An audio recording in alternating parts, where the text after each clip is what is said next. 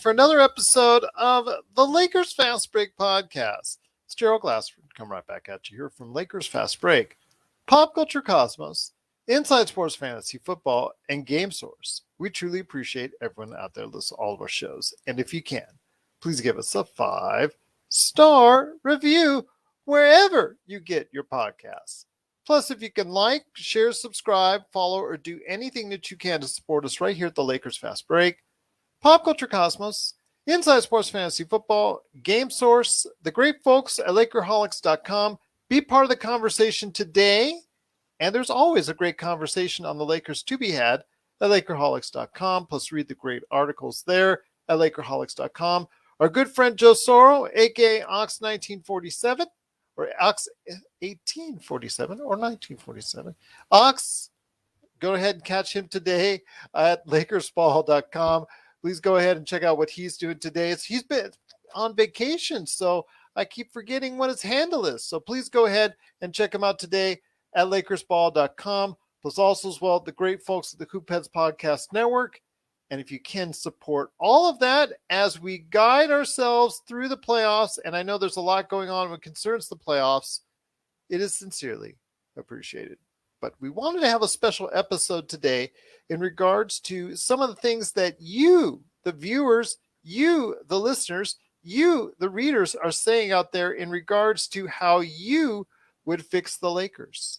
So we thought we'd just set aside just a few minutes to talk to you about all the good things that are going on in the world of the Lakers and your thoughts on what they can do to fix the team this summer and going forward. And here today to talk about that, we'll go ahead and share our commentary and our critiques per se. Is a good man indeed. You got to go ahead and check out his latest articles today at LakerHolics.com. It is LakerTom, and LakerTom is someone who has fielded many a conversation on your Twitter at LakerTom and fielded many a conversation at LakerHolics.com. You get a lot of feedback over the course of a year on exactly what these people want done with the Los Angeles Lakers. Well, it covers the whole gamut and range of all of the various possible options. There are fervent fans, as we found out, who want Russell Westbrook to stay. They think Russ got a bad deal and he should get a chance. Then there's the ones who think that, like Bill Orr, that the Lakers should be, which they are, pushing the whole idea that Russ may not be leaving just in order to raise his market value, to make him more tradable. So it's, what we're seeing now is a positioning and PR schemes from everybody, from the agents to the teams to the players, releasing information, trying to position themselves as best they can as we head into the off season. And as far as the range of ideas that the fans, our audience itself, as well as people on LakerHolics.com and the people who listen to the Lakers Fast Break podcasts, who are on Lakers Ball, they just run the whole range of everything that you can possibly have, from trading. I mean, I have heard proposals to trade LeBron and AD all the way down to keeping Russ and the entire team and coming back and proving that it was just injuries. Well, let me ask you this before we get into our customers, our consumers, our listeners, our followers, anybody out there who we've been able to grab from as far as out there in the internet that interacts directly with us here on the show or at LakerHolics.com. I want to hear the thing. Maybe it's been on your Twitter, most likely been on your Twitter, maybe LakerHolics.com. The craziest thing that you've seen that has you shaking your head, that you read it over the past few months in regards to changes being made, that just said, wow, I don't know what this guy or gal is smoking, but I don't want any part of it. The one that really perplexes me beyond anything, and I posted this on Twitter this afternoon, are the rumors that the Lakers are waiting for Doc Rivers. Now, what I posted on Twitter actually was, I would really like to know which Lakers executive is waiting for Doc Rivers. I mean, how could anybody justify that as a move that they would hold up everything happening with the organization? So it could be just a harmless rumor, because you know how easy it is to create rumors on the internet. Or, maybe it's Phil Jackson who's got Jeannie's ear and, is pumping this stuff in there. So you just don't know. But I think the craziest thing in the world would be, and Mark Stein seems to be pushing this idea that the Lakers are still hoping that the 76ers are going to fire him with $24 million left on his contract. That's a big if. And that's also, that to gamble on that. I mean, if your team you're firing, you're hoping he'll latch on somewhere else real quickly. That's a big gamble. I don't think. Of course, you could lose Darvin Ham to Charlotte, for example. Yeah, very easily. I mean, think about the thinking behind this. This is what always is really perplexing and drives all of us crazy, which is that, well, they're probably not going to fire Doc. I mean, it's going to cost them $24 million to fire him. So there's probably remote odds, maybe 5% that he might get fired. Well, let's hold off on Darvin Ham just for that 5%, man. We can always find a coach. Coaches don't matter. This is a league of superstars. I know, and what we saw recently in the past couple of weeks with Tim Donnelly, who was the head of Denver, was allowed to just go hop, skip, and a jump over to Minnesota because they didn't want to offer him the same kind of deal. It was an extended deal worth tens of millions of dollars plus a stake in ownership. Which Denver didn't want to give up, seemingly. Right. I think that was probably the line that was drawn in the sand. So you lose another good executive if you're in Denver. I think that if that was the case, and I would have known that, I would have said, hey, let's go ahead and start getting, offering some of this to, some of these younger GMs and presidents out there that could be maybe a lot better for the team. But I don't know. Like I said, the problem with that, Gerald, is what family owns this team? Oh, that's true. That's a good point. The Buss family. Yeah. How many buses work for the Lakers? Yeah. 1, 2, 3. Yeah. Always comes. What are their jobs? Assistant general manager and head of scouting. And from everything we hear, both of them pretty competent and able to do a good job. They appear to be much more serious than Brother Jim as far as, wanting to carve a spot in the business.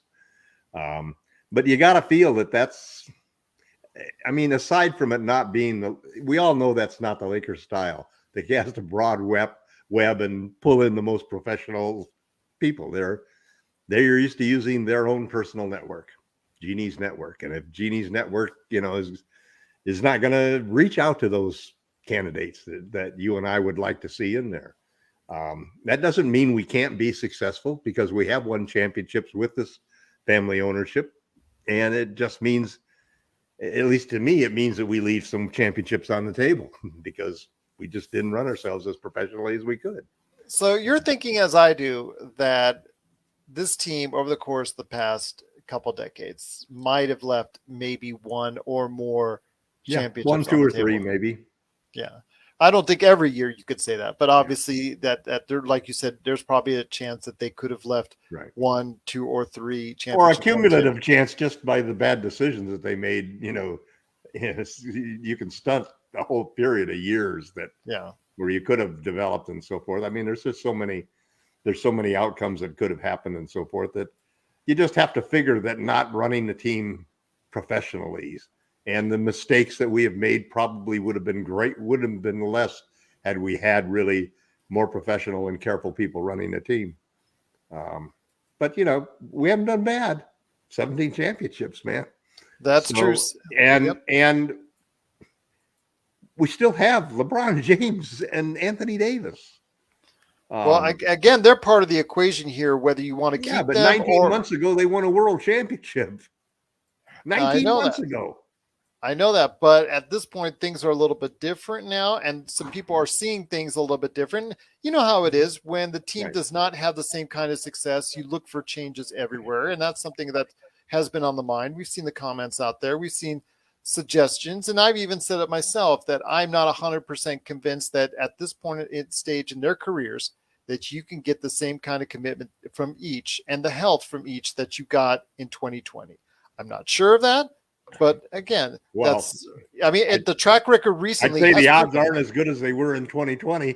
Yeah, that's what I'm saying. After a 4.5 month hiatus. Yeah. Oh, and then the issues again regards to their long-term health.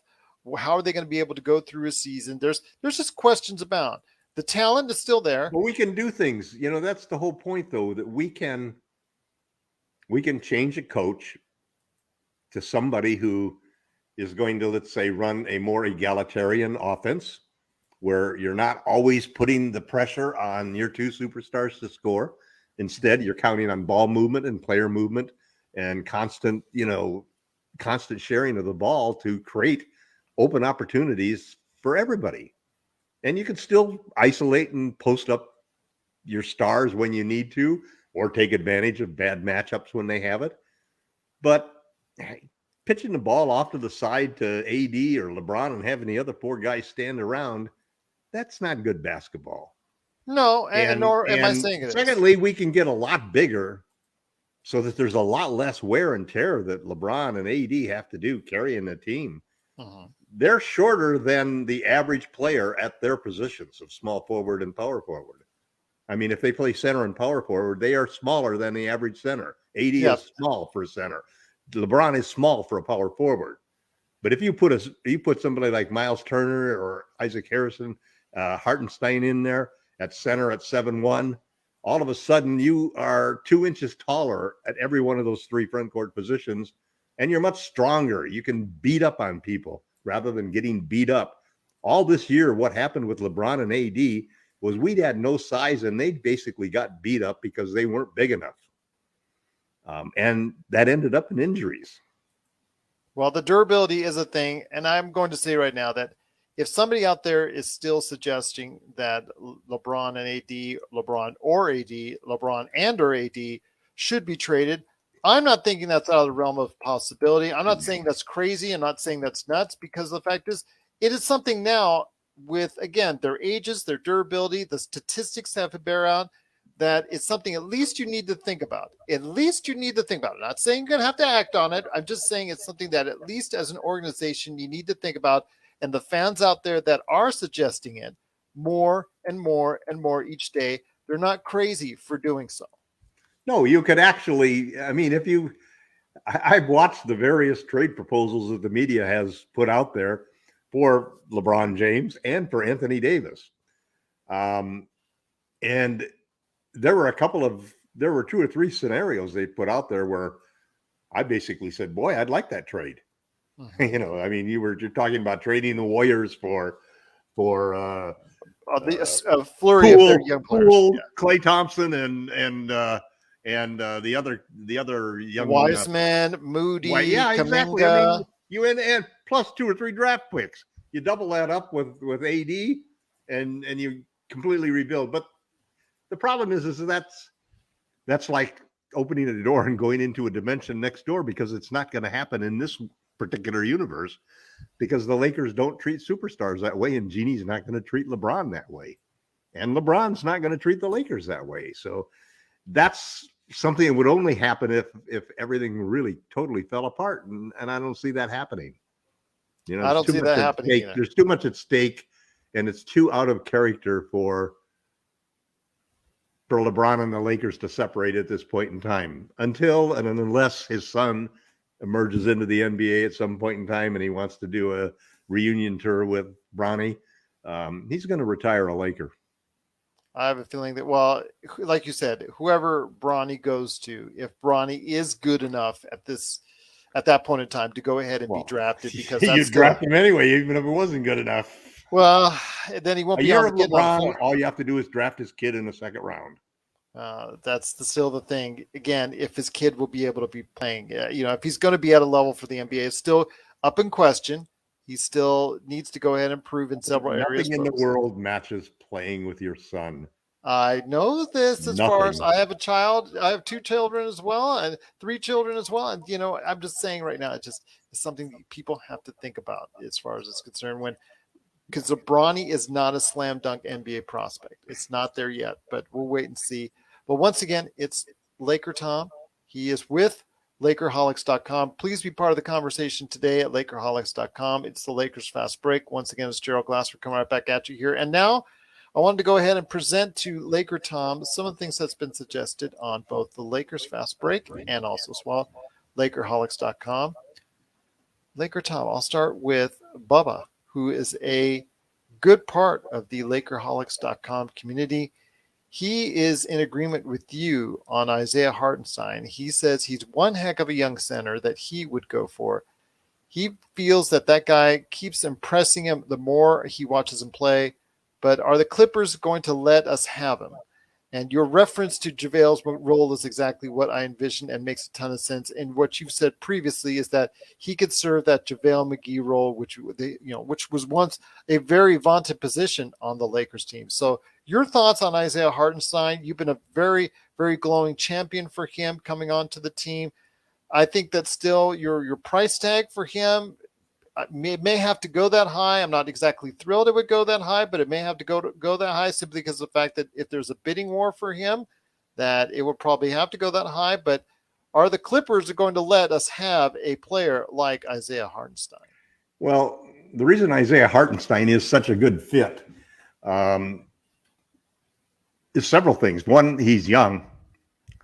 Mm-hmm. He's an extremely energetic player. He only plays 18.9 minutes a game, I think, and he's averaging a block and maybe 0.6 of a steal per game, which are on level with 3 stocks in a game.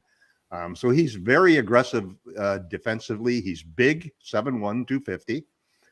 He's got some hops and he's got some meanness in him. And in many ways, a lot of people in the Clippers organization were saying that he's actually probably a better prospect for them than Zubac. The problem is that the Suns who drafted him did not guarantee his third option as on his rookie contract. And as a result, it's kind of like the Malik Monk thing. The Clippers have no rights to him. So all they can do is pay him 120% of what they paid him last year. Well, let me ask you this, though. I'll see things on the other side. Yes, he has played very well for the Clippers, but he's also bounced around a bit. He's already been on Houston. He's already been on the Clippers. He's already been on the Nuggets. And he's not been able to stick with it. And the Cavs. So you have someone here. I know people were romanticizing about Wenyen Gabriel suddenly finding a niche for himself. Right, but this is a guy who did it for the whole year. It for the whole year on a that's what I want to hear. On a winning team, and he did it for the Cavs for the year before and bet on himself. This is just one of those unique opportunities. You see, none of the things that the Lakers are trying to do. They have 4 pathways to getting players this summer. 4 pathways. They can trade Westbrook. They can trade Talen Horton-Tucker. That's a second pathway. The MLE, if they hard cap themselves as the third pathway, they'll get $10.4 million. And the fourth pathway is the BAE if they hard cap themselves. They could get 5 or 6 good players out of those. Okay. Hartenstein is a free agent. So there's 2 routes then. You do a sign and trade with the Clippers, or you sign him with your MLE. Yeah. He's probably going to get the $6.4 million mini MLE that taxpaying teams have that don't hard cap themselves. We can go up to 10.4 million. So we just keep going up and get him because he's the one sure thing that we can land. And he may not even start because we may start AD. Maybe we'll go out and give our 2 draft picks to get Jeremy Grant, and we'll start him along with AD and. Would that bother you though if you're paying upwards of after a bidding war of close to $10 million, maybe $10 million for a player who might not even start for the Lakers? We've already been through that once before. Well, but I think the logic. Who knows what the Lakers are going to do? But I love in retrospect, looking at the way that LeBron and AD have got injured. I'm one of the fans for getting bigger by bringing in a real center who can handle all of that wear and tear and reducing the workload and the physicality for both LeBron and AD. And by having a coach who runs an egalitarian offensive system, so we aren't always posting these guys up. They're older. We just have to balance, and we have to play differently. We need more. We just need more ball and player movement and more involvement by everybody. I think that a lot of the, if you watch the playoffs, what I see happening almost every time that a team starts to stall and goes through a scoring drought and where they lose control of the game, it's because they stop playing basketball the way it's supposed to be played. They start firing threes early in the clock. They don't keep passing the ball around. They don't attack the basket in order to collapse the defense and create openings for the spot-up shooters. Instead, they just start playing one-on-one basketball, start playing iso ball. And that's the recipe for the big reason why we've seen these crazy swings in the scores of these games. I mean, every one of these series is like nothing but slugfests, Yeah. The team head by 20, then the other team's up by 30, then this team's back up by 25, then the other team's up by 40. And it's part of it is the inconsistency because we have a lot of injured stars. So there's a lot of lineups that haven't really played a whole lot together. So you get players that just, don't have the chemistry that they normally have. And we've had crazy results. I don't know. It's the third season that's been affected by COVID, but I never expected this as the Suns to collapse the way that they collapsed. I mean, that was just incredible. And just even watching the Warriors tonight, it's just like, man, it's crazy. This year here might have been the Lakers' best chance in this decade to win a championship. And we blew it. Wow. Because it's not going to get easier next year, and it's going to get harder progressively every year for the rest of this decade. Not when you have a team that only won 33 games, but need I digress from there. But another person who has actually shared thoughts is someone you're very familiar with at LakerHolics.com, and that's Michael H. Michael H., he says, okay, Tom, here's my favorite THT trade, because we recently talked about THT. This is a good one. This is a good one, actually. THT, we talked about his trade value, what it truly is on a previous episode. Good round of articles saying that it's higher than people thought. The Lakers been putting in their work with the media. Absolutely. So yes, with all that aside and all that grease aside and all the other GMs in the NBA rolling their eyes as they did so, the Lakers send THT none and hopefully only a second round pick, whichever they can actually find still that they have left, to the Raptors for OG Anunoby. Good luck on that one, first off, Mike.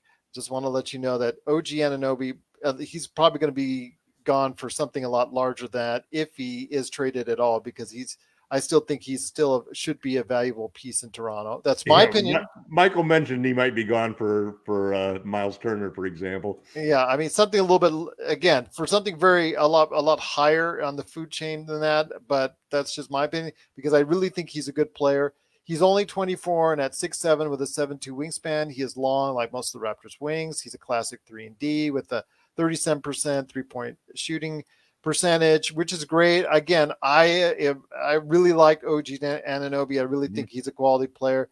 To get a quality player like that on a team that is winning, they're a playoff team already. You'll have to give him the first round pick. Yeah, you'll have to give him the first round pick. But that's the key. There's a set of rules that the Lakers have basically put together, and I call them the Westbrook Rules. Okay, and these are the rules that the Lakers want to follow in any transaction involving Russell Westbrook. Mm-hmm. Number one, they don't want to give up a draft pick to move him. Number two, if they can't move him, they're not going to waive and stretch him. Number three, they're not going to trade him for John Wall. Okay. And then I'll add a fourth one I think that is going to be part of the strategy. When they trade Westbrook, they don't really want to take back more salary. They want to take back less salary so they can get under the hard cap. Okay. And then last and fifth in that list of things that are the Westbrook rules is the only time you give up a pick is if you expand those Westbrook trades to then include THT and a pick, and you get back something that you really want badly. For example, instead of Gordon and Oubre, you get back Gordon and Washington, or Gordon and Rozier, or instead of just getting Buddy Hield and Malcolm Baldwin or Malcolm Brogdon, you also include the pick and you get Miles Turner, and you throw in THT.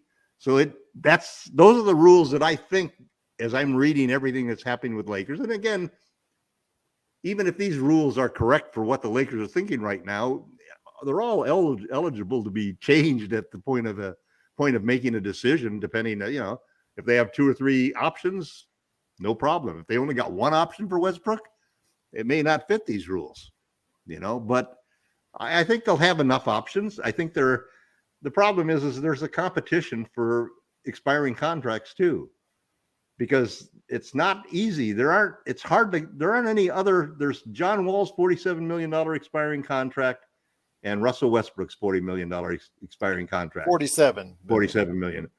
You got some others, like I think I can't remember what Gordon's is, like 30 something. So he's got a bad contract that's in the 30s. You got a few of these contracts out there, but there aren't many. There are more people who have bad contracts that they want to dump that are 20, 25, 15, that have more years on it. That have more years than these contracts that expire. Mm-hmm. And so there will be people that the Lakers are going to be able to get good deals for. They just need to follow the Westbrook rules so they don't get taken, because anytime they give up that pick, they got to get good players back. You're looking at your starters. They need 3 starters to go with LeBron and AD. I just don't think they will have as many options this summer. Again, I think it opens up the longer you hold on to it. Even if why don't we go over these odds that you were talking about for the Westbrook thing? Okay, well, I recently the comments that were made in LakerHolics.com recently between you, Jamie Sweet, and also as well going on to the YouTube channel for us, the Lakers Fast Break, what was recently made. And I also want to give a big shout out to Terrence Moore, who actually helped facilitate this answer of mine. I said right now it's 55% that he stays to the trade deadline, 30% that he gets traded this summer, because the deals are not going to be as enticing in the summer as it would be as it gets closer to the trade deadline.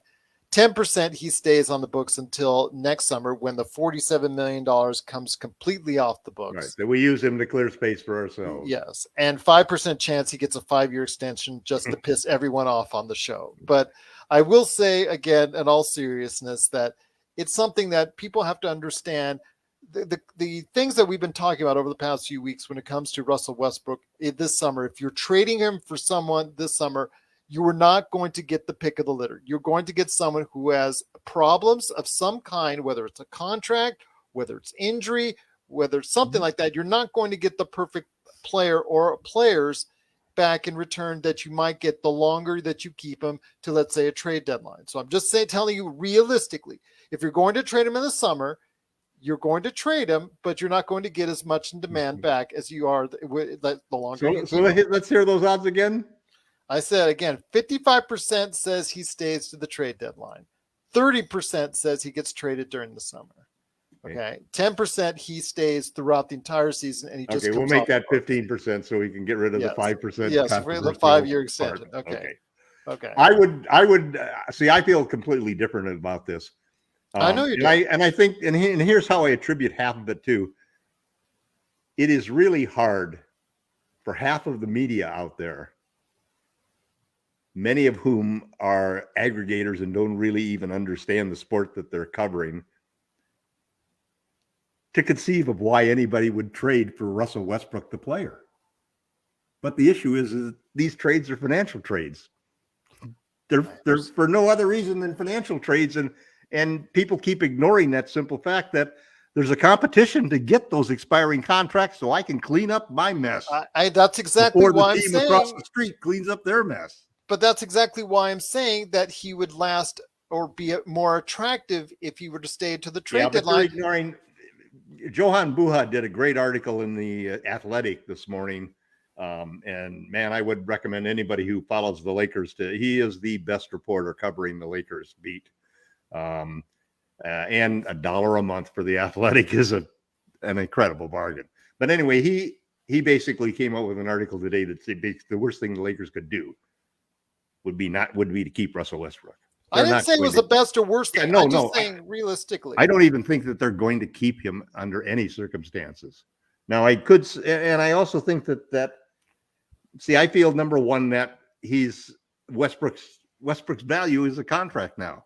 That's a $47 million contract. You could save $50 to $100 million, 2 or 3 teams, by just trading for him. And they don't even have to play him. Just buy him out.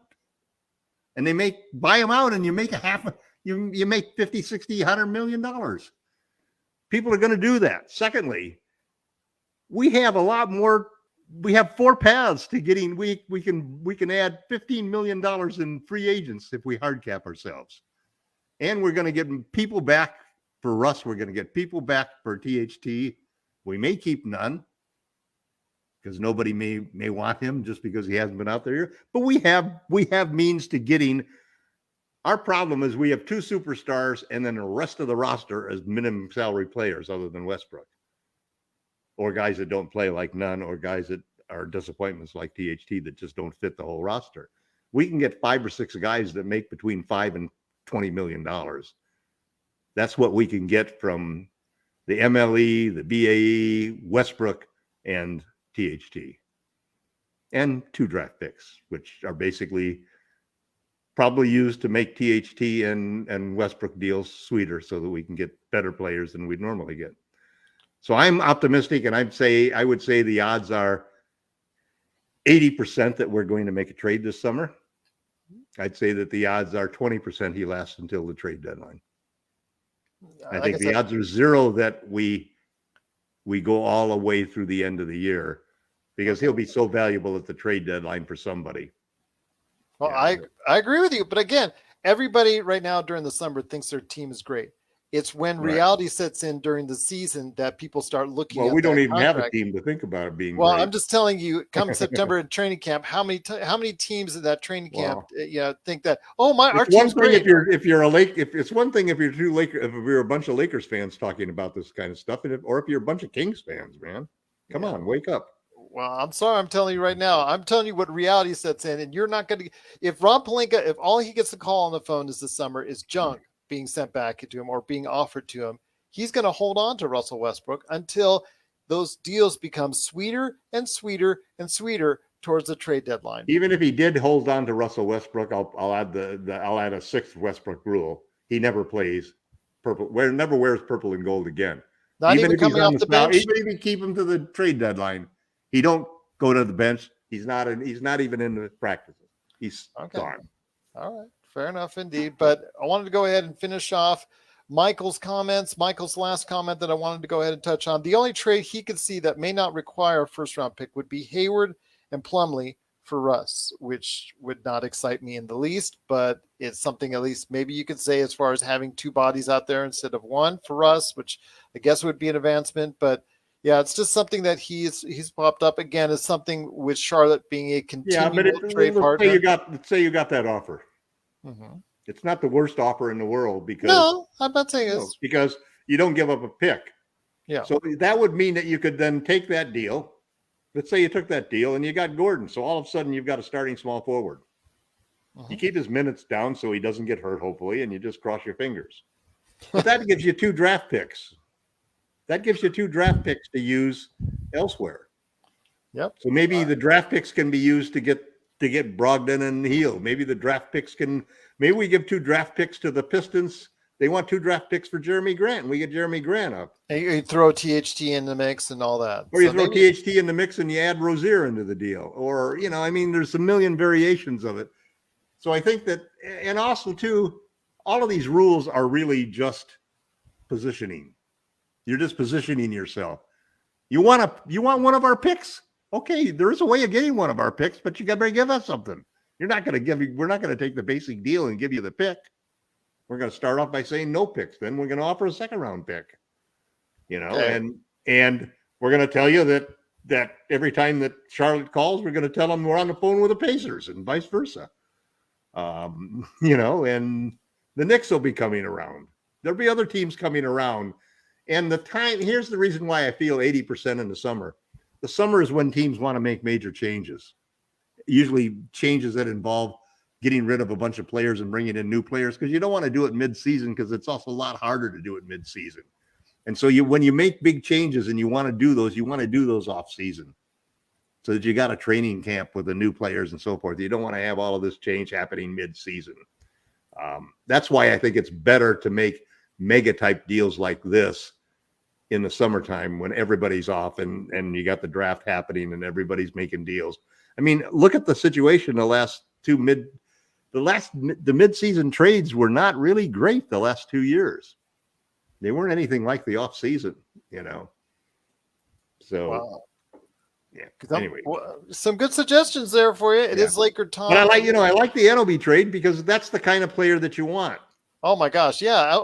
OG Anunoby would be a great addition to the team. I highly like that suggestion that was made. I mean, when you look at the people you're talking about, if you could get Hardenstein, for example, that would be terrific. Maybe you could get for the BAE. Maybe you could get Gary, the guy Gary from Golden State. Oh, as far as from Otto Porter Jr.? Gary Payton II. Oh, Gary Payton II, Otto the Porter defensive Jr. players, And if you could get Healed in Brogdon, I think that would be great. And if you could get Gordon and one other, say you could get Gordon and Oubre, for example, Kelly Oubre Jr. You've got LeBron and AD, and if you get a center, then you need two guards. And I'd like to have two big guards. I don't want any small guards anymore. Well, before we go ahead and head on out, we've got a couple more suggestions. Wanted to mention Young MB, who's been a great part of our YouTube contingent that watches us on Lakers Fast Break. Please go ahead and follow us today at YouTube at Lakers Fast Break. But really appreciate Young MB's constant comments. Truly appreciate him watching us. He says you can do Russ for Wall as long as Wall is healthy. Then he would trade Kendrick Nunn and THT for good second player, maybe like Terrence Ross. He'd sign a mid-level player like Kyle Anderson or Nicholas Batum, Bryn Forbes, or Victor Oladipo, depending how the chips fall, but preferably a larger 3-and-D wing. Also sign minimum contracts with players like Svi, the return of Svi Mihalik back to the Lakers, Hassan Whiteside, Austin Rivers, Etuan Moore, DJ Wilson, Tony Snell, and Cody Zeller. So your thoughts on that? That would be a nice. I think all of those names. Listen, that's a good list of names, both from the minimum players and the other players. I think what you have to do is you're looking at let's say you have a 14-man roster because they're going to leave one roster spot open just in case somebody comes available. Okay, so you got 14 slots. So let's say that we're using a normal rotation, 8 and 9 men, and maybe let's say 10. So you really got 5 starters and 5 rotation players. And then you got 4 guys who basically are, in case of emergency, break glass, play this guy. Okay? We already got those 4 guys. Austin Reeves, Stanley Johnson, Wenyen Gabriel. So we've got those, and let's say somebody else. Maybe we're going to buy a second-round draft pick. So that'll be the 4 guys there. So then the question is, other than those guys, we don't want minimum players. We don't want minimum salary players. We got 2 superstars, so we got 8 other players, 3 starters and 5 reserves, hopefully 1 for each position, that you need to get that are players that are not minimum salary players. Now, they may be a $10 million player who's only getting 5 because he's got an injury history. They could be a $15, $20 million player who's only getting 10 or 15. Because he can't play defense or whatever. They'll all have faults of some sort, but nothing like the faults and the missed opportunity or the high chance of missing that you're going to get with a minimum salary player. Our problem last year was because of injuries. We ended up playing a lot of guys who were really just minimum salary players who really shouldn't have been in the rotation at all. And the result, we saw what the result was. You can't win with those guys, even when you have LeBron and AD. Well, there you go. Also, as well, I wanted to mention that he had also talked about another lineup and another through various trades. And If nothing works out and they trade with Houston and they use one first-round pick to get Wall, but we should get a rotation player in return along with Wall, like David Nwaba or maybe Kenyon Martin Jr. Then he talks about none and THT. No, who you want in that particular case is Christian Wood. Yeah, well, that's the case, absolutely. But a younger player thrown in, maybe like Kenyon Martin Jr., might not be too bad. I would have done the Wood. I would have done the Wall and Wood for THT and Westbrook, for example. But the Lakers don't want Wall. They don't want it. That's not acceptable to them. No, that's not. They consider that to be the same as stretching and waving. Yeah, they've had a chance, every opportunity to go ahead and get John Wall. And it's a standing offer from Houston, and the Lakers aren't going to take it. That's part of the Westbrook rules. No John Wall. He said use the mid-level on Hardenstein or Oladipo. I mean, those two are really good. There's several guys out there. There's Oladipo. There's this. If he can stay healthy. Yep. Well, he looked pretty good, and where I thought he looked really good was defense. Yeah. His quickness looks pretty good. I mean, he doesn't look like a guy who hasn't played at all in a couple of years. Yeah, he's played well off the bench for Miami. He's the kind of guy that would be. I just wrote an article that basically had 4. It's a great one to read if you're thinking of who the Lakers can get, because it lists my top 4 picks that they could get in a Westbrook trade. And these are pairs of players. My top 4 picks that they get, single players that they could get for THT. My top 4 MLE players that they could get on the MLE, and my top 4 BAA players. So it's an interesting list. Look for it at LakerHolics.com or go to Twitter and look for LakerTom. And then let me know what you think, what players I missed out and which ones you think would make sense for the Lakers. But it's a good recipe. It gives you 16 possible players who could be part of the Lakers formula during the summer, all of whom I think make a lot of sense. The chances that the Lakers would get that exact thing is probably impossible. But it's an interesting article, and I think you would enjoy it. I've given good detail on why I chose each player. And what the financial situation and benefits were for them. It's sort of my magnus opus on off-season roster rebuilding. Well, there you go. And that's at LakerHolics.com. But great conversations, great suggestions by Michael H., by Bubba, by Young MB. If you want to share your thoughts on the moves you'd like to see made, LakerHolics.com or Lakers Fast Break, or even our good friend Ox1947, a.k.a. Joe Soro at LakersBall.com.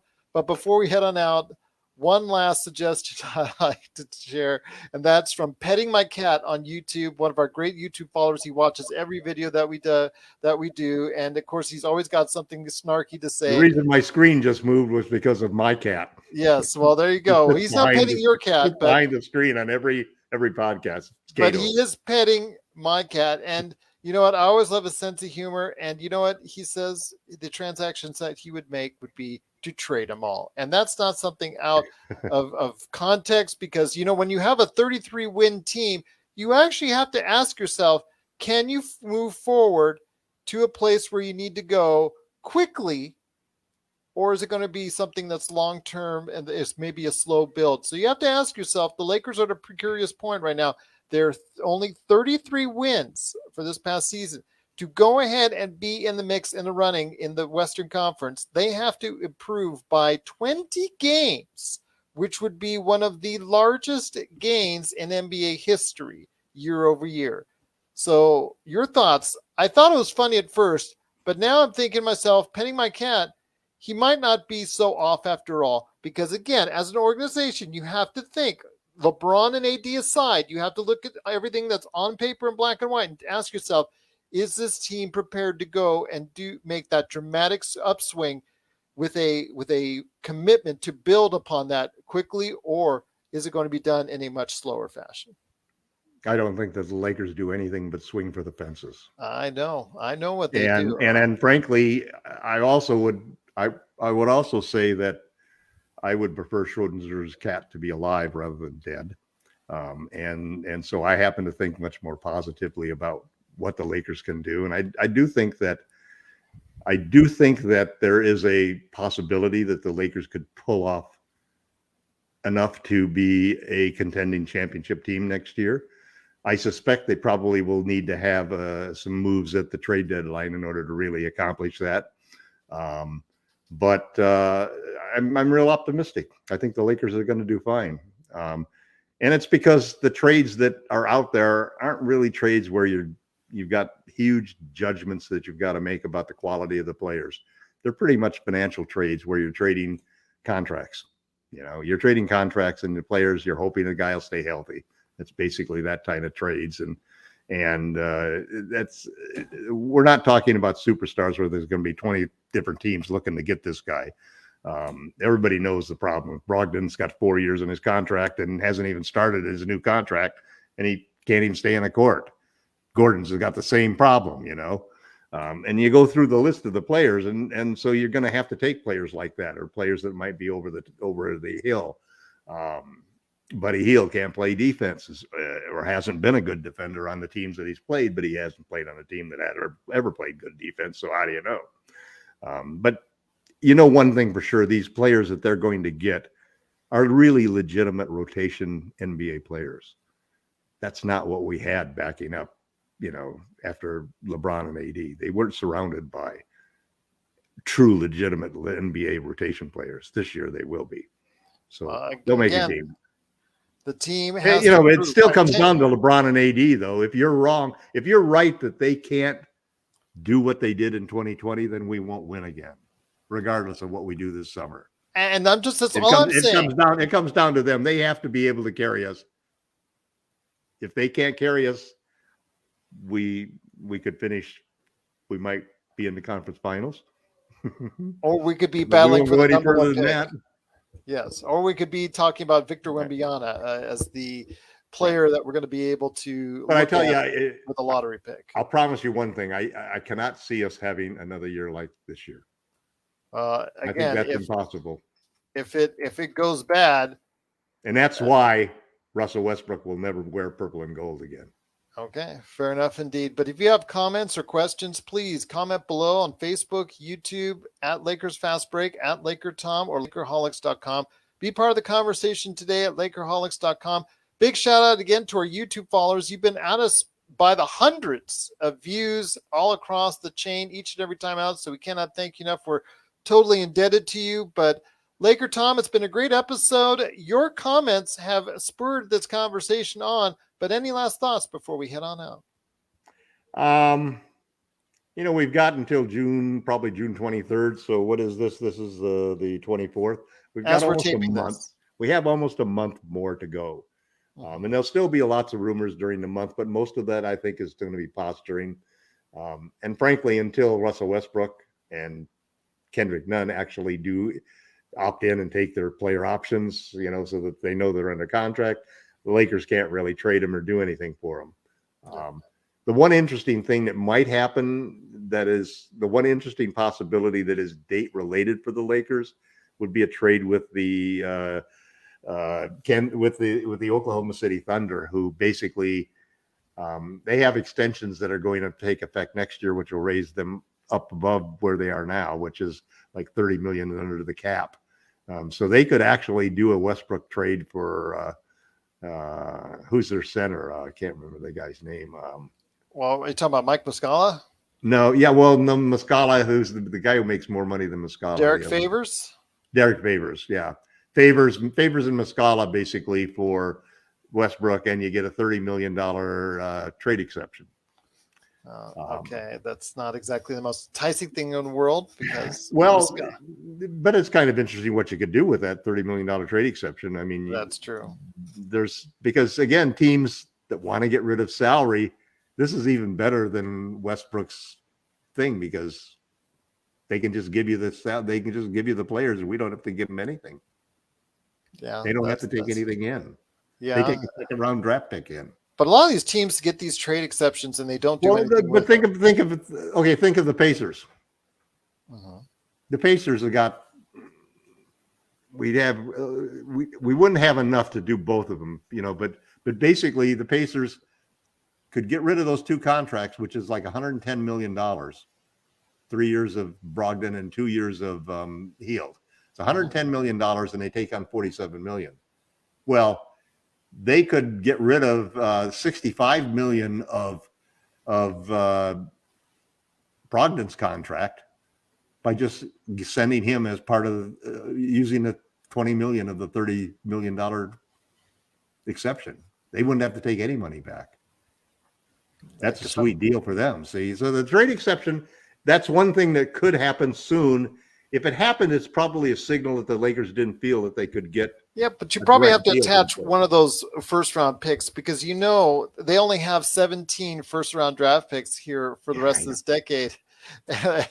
And actually, not even actually a lot sooner than that. They have for the next 3-4 years, they have like 17 first-round draft picks. So, well, they had what was the total day? I read a tweet that they had. It's an obscene number. Let's just put it like 28 or something like that. Yeah, 28 for the rest of this decade. You're right, absolutely. It's close to 30.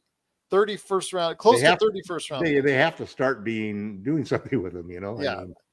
If you thought the process was convoluted, this process is really convoluted. Well, if the team shows any signs of life, or if they really want to do something with it, they're going to go ahead as soon as they get either Jabari Smith or Chet Holmgren, which is believed to be one of the first two picks that are going in the NBA draft. Maybe even Paulo Banchero. They can go ahead and start playing around and building. Are they number 2? More. They are number 2. That's correct. Behind Orlando. Who would you take? Who would you take? Well, if I was, I think Orlando will do is take Chet Holmgren. What I would actually do, I think that they should take Jabari Smith. But if we were over Ranchero, even huh? Well, I'm sorry to all apologies to our good friend Rafael Barlow, who is the engineer of the Paulo Banchero hype train, because he's been him as his number 1 prospect now for months. He would choose him number 1, but most are leaning towards Chet Holmgren or Jabari Smith, 1 or 2. They're actually flipping. Some say Chet, some say Jabari, and it looks like Banchero is going to be the third man out there. So at this point, I think they're good. There's some good talent, but I don't think at this point there's any star mercurial talent in the top 5. They need Russell Westbrook. They need Russell Westbrook. They need Russell. Well, so we'll see. Indeed. But actually, a THT and none trade. THT and none trade for their center, Mo Bamba. Well, Bamba, I think he's a free agent. Mo Bamba is a free agent. So is he a free agent? I believe don't think so. I think he has a year left, doesn't he? Well, let me make sure of that before we end it up, because I think Mo Bamba. I think he's got a year left. Well, if Mo Bamba, it does. He's not a free agent. I didn't see him on the free agent center list. Well, let me see. Let me just say if he does get become out there available, because I know that if they take Chet, he'll be available. Yeah, he'll be available. That's what everybody figures. You're right. They've got a qualifying offer right now. They've got a qualifying offer for $10 million. If they rescind that, he does become a free agent. So if that's the case, I have a feeling they will allow him to become a free agent, which will make it attractive. Sign and trade. THT fit in perfect with the rebuilding situation. You could be right on that. And then LakerTom, you would get the tall center who shoots 3-pointers that you've been hoping for. So. Well, Hardenstein actually shot 38% on threes. He only shot 1.3 a game, but But Bamba likes to shoot him. Bamba likes to shoot him, and he has 7. He hit 38% of them too. So and he has a 7-10. Listen, I don't have a problem. He's not as athletic though as Hardenstein. Yeah, no. But the thing about it is that one of the things that I did not appreciate and did not respect enough was how the regular season is different from the playoffs and the Lakers, because I always felt that AD should have been playing center during the regular season. And I've completely swung around 180 degrees now. And I think it makes perfect sense. And a guy like Hardenstein is only playing 20 minutes a game. That's all he'd have to play for the Lakers, because he wouldn't be finishing games. He'd just be, starting games and just being that big body that you've got in there that makes everything easier for other people. And then you finish with your skilled, small ball on steroids lineup. I think that's the formula for the Lakers. I think that's the way you get through the regular season with AD and LeBron, both of whom are fragile and injury prone at this point in time in their careers. Well, some great conversation indeed. Hey, we filled up almost a good hour of conversation there.